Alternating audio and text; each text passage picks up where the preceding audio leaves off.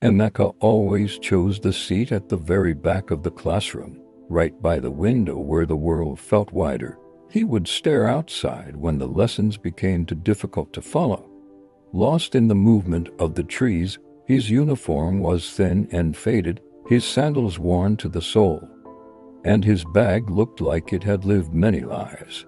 Most days, he walked through those doors with nothing but hope, but even that was starting to flicker like a candle. One afternoon, Mrs. Adebayo turned to him and asked gently, "Emeka, can you read the next paragraph for us?" He stood up slowly, his eyes fixed on the page. But the words felt like jumbled ink refusing to make sense. His lips trembled as he struggled to find his voice. On him, a few students began to giggle and whisper. Emeka sat back down quickly, his face burning with a shame that felt heavier than his old school bag. But Mrs. Adebayo didn't laugh or sigh. She only smiled a quiet, understanding smile and said, "You'll get there. I believe in you." At home, life was even harder. His mother struggled daily, choosing between the cost of food and the cost of rent. Eventually, the weight of the school fees became too much to bear. One term, Emeka's seat at the back remained empty. He thought his journey in education had come to an end. But one morning, a neighbor knocked on their door with news. "Your school sent word," she told them. "Your fees have been paid in full." Emeka and his mother were speechless. They asked around, but no one knew who the mysterious benefactor was.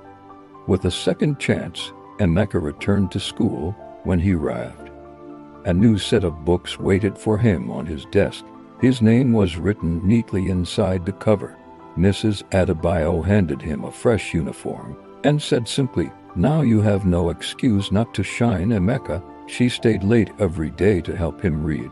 She explained things twice, 3 times, never making him feel small. Slowly, the letters began to form words, and the words became sentences that painted stories in his mind. One morning, he stood before the class and read an entire page without a single mistake. This time, no one laughed. Years flew by. Emeka excelled in his studies, earned scholarships, and built a life far beyond the limits of that classroom. But he never forgot the woman who saw light in him when he felt completely invisible. One afternoon, he returned to the old school. The walls seemed smaller now, but the memories were as vivid as ever. He learned that Mrs. Adebayo had retired, so he went to find her at her modest home nearby.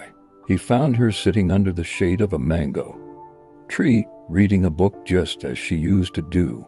"Ma," he said softly. She looked up, her eyes searching his face until a familiar smile broke across her features. They spoke for hours about the journey between that classroom and the present. Then Emeka asked the question he'd held for years. "Ma, who was it that paid my school fees?"